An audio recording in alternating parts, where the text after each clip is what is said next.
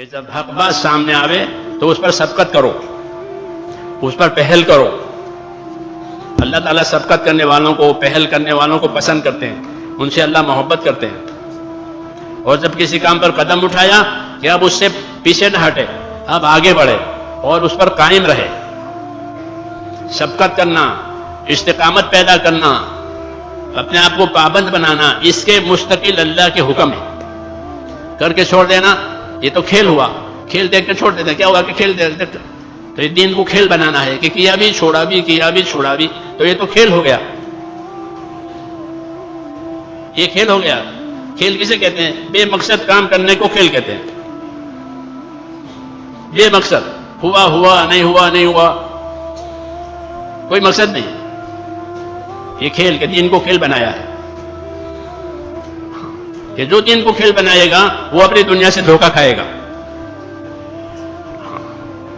کہ دین تو ملا نہیں اور دنیا نے ساتھ دیا نہیں، تو ادھر سے بھی گیا ادھر سے بھی گیا. کہ جو دین کو کھیل بنائے گا وہ اپنی دنیا سے دھوکہ کھائے گا. کیونکہ اس وقت دنیا سامنے ہے، پھر یا تو یہ دنیا سے خود رخصت ہو جائے گا یا دنیا اس کے پاس سے رخصت ہو جائے گی. دونوں میں سے ایک بات ہونے والی ہے. اس لیے دین میں یہ حکم ہے کہ جب کام سامنے آوے، حکم سامنے آوے، اس کا نفع نقصان سامنے آوے تو کیا کرے؟ کہ سبقت کرے کہ میں پہل کروں، میں پہل کروں. کیوں کہ اللہ نے سبقت کرنے کا حکم دیا ہے. سابقو کہ آگے بڑھو. کہ کہاں؟ کہ اللہ کی مغفرت کی طرف. ایک آدمی آئے روایتوں میں، انہوں نے آ کر ڈکار لی، کھانا کھایا تھا تو ڈکار آئی. حضور نے ان کو تنبیہ کی کہ اکثر من جسائک، ارے کم کرو اپنے ڈکائیں، کم کرو ڈکاریں. تو وہ کہتے ہیں گھر میں اس وقت کھانا پک گیا تھا، سرید وغیرہ تو میں نے کھا لیا تھا، تو اس کی ڈکار آئی. تو اس پر تنبیہ ہوئی. فرمایا 30 برس ہو گئے، پھر اس کے بعد میں نے پیٹ بھر کر نہیں کھایا. ایک تنبیہ ہوئی بس، کم کرو ڈکاریں. تو کہا 30 سال ہو گئے میں نے پیٹ بھر کر کبھی نہیں کھایا. کیوں؟ کہ مجھے تنبیہ ہوئی تھی. یہ اصل دین ہے. اصل دین کیا؟ کہ اللہ کے حکموں کو اللہ کی عظمت کے ساتھ ادا کیا جائے. اللہ کی منائی کو اللہ کی منائی سمجھ کر عظمت کے ساتھ اس سے بچا جائے. اس کے لیے آدمی کو محنت ضروری ہے. جب محنت ہوگی اور محنت کی باتیں سنیں گے، فضیلت کی باتیں سنیں گے، تو عظمت آئے گی حکم کی. عظمت آئے گی کہ یہ چیز حرام ہے. ہاں کہ حرام، کہ اللہ نے اس کو حرام کیا ہے. کہ حرام کیا ہے؟ تو فرمایا، تو بتایا علماء نے کہ حرام یہ اللہ کی بارڈر ہے. یہاں کوئی نہ جاوے، بارڈر میں کوئی گھس نہیں سکتا. جو بارڈر میں گھس جاوے تو یہ بڑا گنہگار، بغیر اجازت کے، بغیر پاسپورٹ کے، بغیر ویزا کے، دنیا کی حکومت و قانون ہے کہ کسی نے بارڈر میں پاؤں رکھ دیا کہ بڑا جرم ہو گیا. چاہے اس کے دل میں کچھ بھی نہ ہو، لیکن اس نے بارڈر میں بدل یہ بڑا جرم. پچھلے دنوں 2 یمنی آئے تھے، ابھی 3-4 سال پہلے کی بات ہے. تو جا کے گئے تھے بیچارے بھولے والے. تو یا سیر کرنے کے لیے یا کسی چیز کے لیے کہ ذرا تھوڑے سیر کریں گے، تو پہنچتے پہنچتے ہندوستان کی سرحد میں داخل ہو گئے بنگلہ دیش سے. دیکھا ان کے پاس تو کچھ بھی نہیں ہے، ویزا نہیں ہے، کچھ بھی نہیں ہے. بھائی وہ پکڑیں گے کہ تم نے بارڈر میں داخلہ کیوں لیا بغیر پوچھے، بلکہ تمہارے پاس ویزا نہیں ہے، کوئی پرمیشن نہیں ہے، کوئی نہیں. 2 برس تک وہ رکے رہے اس جرم میں. کیوں؟ کہ بارڈر میں داخل ہو گئے.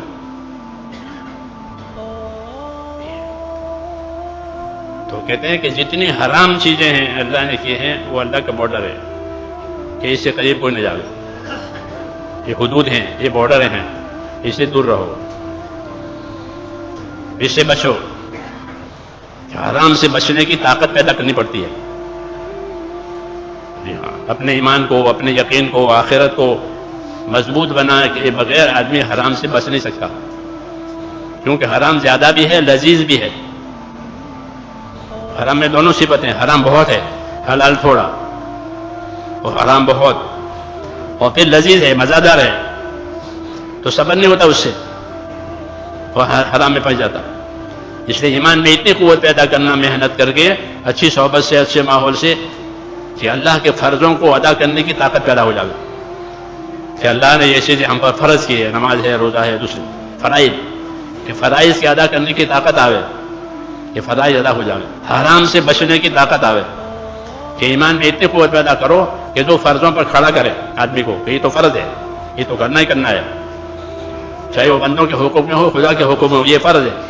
تو ایمان میں اتنی طاقت پیدا کرنا جو اس کو فرضوں پر کھڑا کر دے، اور ایمان میں اتنی طاقت پیدا کرنا کہ وہ ایمانی طاقت اس کو حرام سے بچائے، اتنی ایمانی طاقت پیدا کرنا ضروری ہے۔ کیونکہ آدمی اپنی طاقت سے حرام سے بچے گا۔ کوئی قانون بنے، وہ قانون سے کہ قانون نہیں روکتا، قانون سے طاقت بچنے کے لیے پیدا ہوتی ہے، کیونکہ قانون عمل کرنے کے لیے ہوتے ہی نہیں ہیں۔ جتنے دنیا میں قانون بنتے ہیں وہ عمل کے لیے نہیں ہوتے، وہ تو پکڑ کے لیے ہوتے ہیں کہ قانون بنا یا پکڑ ہوگی، تو قانون سے عمل زندہ نہیں ہوتے۔ قانون تو گرفت کے لیے اور پکڑ کے لیے ہوتے ہیں۔ کبھی قانون بنا کوئی کرے گا تو یہ سزا ہوگی، پکڑ ہوگی، وہ پکڑیں گے اس کو قانون کی بنیاد پر۔ تو قانون پکڑ کے لیے ہوتے ہیں، عمل کے لیے نہیں ہوتے۔ عمل کے لیے تو دین اور دین کی محنت ہوتی ہے، وہ آدمی کو روکتی ہے حرام سے۔ اس لیے کہتے ہیں اپنے ایمان میں اتنی قوت پیدا کرے کہ وہ ایمان اس کو اللہ کے فرضوں پر کھڑا کرے، اللہ کے حرام سے بچائے کہ یہ چیزیں اللہ نے حرام کی ہے، چاہے وہ مال کے لائن کا ہو، اخلاق کے لائن کا ہو، عبادت کے لائن کا حرام ہو، یہ سب کہ حرام سے بچنے کی طاقت یہ پیدا کرنا ضروری ہے۔ کیونکہ آدمی اپنی طاقت سے حرام سے بچے گا، باہر کی طاقت اس کو حرام سے نہیں بچاتی۔ جیسے ہر مشین اپنی طاقت سے کام کرتی ہے، اگر مشین کے اندر کی طاقت فیل ہو جاوے تو مشین فیل ہے، تو ہر مشین اپنے اندر کی طاقت سے چلتی ہے اور کام کرتی ہے۔ ایسے ہر مسلمان اپنے دین پر اپنے اندر کی طاقت سے چلے گا، باہر کی طاقت اس کو نہیں چلا سکتی۔ ایمانی طاقت پیدا کرنا یعنی یقین پیدا کرنا، خوف پیدا کرنا، اللہ کی رحمت کی امید، یہ چیزیں پیدا کی جاتی ہے محنت سے۔ پھر جس چیز میں اللہ نے رحمت کا وعدہ کیا ہے اس کو شوق سے کرے گا، جس میں اللہ نے دھمکیاں دی ہے اسے بچے گا۔ اس لیے کہتے ہیں کہ اپنے ایمان میں اتنی طاقت پیدا کرو جو فرضوں پر کھڑا کرے، حرام سے بچائے، اور تیسرا اللہ کے دین کے تقاضوں پر چلائے کہ یہ تو اللہ کے دین کا تقاضا ہے، میں کروں گا۔ یہ سمجھ میں آئی بات؟ لوگ تجارت کے تقاضوں پر جاتے آتے نہیں آتے، کہاں گئے تھے کہ فلاں ملک میں، کہ کیوں کہ میرا تجارتی کام تھا، تو تجارت کے تقاضوں پر جاتے ہیں، علاج کے تقاضوں پر جاتے ہیں دنیا میں، شادیوں کے تقاضوں پر جاتے ہیں دنیا میں، تقاضے ہوتے ہیں زندگی کے، ایسے دین کے تقاضے ہوتے ہیں۔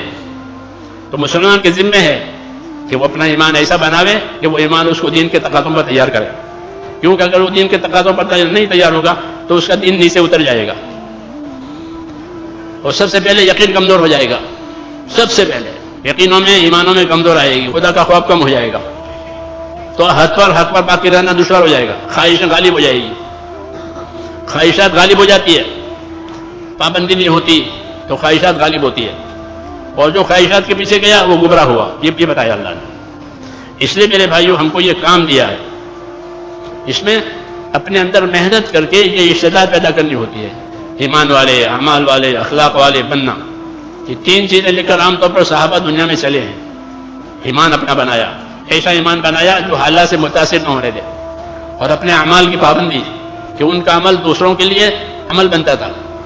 علماء نے لکھا ہے کہ صحابہ کے اعمال ہمارے علوم ہیں، صحابہ کے جو اعمال ہیں وہ ہمارے لیے علوم ہیں، تو وہ اپنے عملوں کو انہوں نے ایسا بنایا تھا، شریعت سنت اس کی روشنی میں، تو ان کے اعمال علم بن گئے ہمارے لیے کہ حضرت عمر نے یہ کیا تھا، حضرت عمر نے یہ کیا تھا، ابو بکر نے کیا تھا، ان کا عمل روشنی۔ تو ایمان، اعمال، اور تیسری چیز کہ اخلاق، اپنے اندر اخلاق پیدا کیے، لوگوں سے ہمدردی کرنے کے لیے، لوگوں کی رہبری کرنے کے لیے، لوگوں سے محبت کرنے کے لیے، کیونکہ ایمان والا محبت کرتا ہے، اور ایمان والے سے محبت کی جاتی ہے۔ المومن یالف ویولف، کہ ایمان والا خود ہی محبت کرتا ہے، ہاں، اور دوسروں سے محبت کرتا ہے، محبت کرنے والا ہوتا ہے، اور اس سے محبت کی جاتی ہے۔ ایمان کی وجہ سے لوگ اس سے محبت کرتے ہیں، ہاں، اور اس میں کوئی خیر نہیں ہے جس میں محبت نہیں ہے، کہ ایمانی محبت ہے، یہ ایمان کی وجہ سے محبت۔ اس لیے یہ کام ہے میرے بھائیوں، اس کو بہت ذمہ داری سے سمجھ کر کے کرنے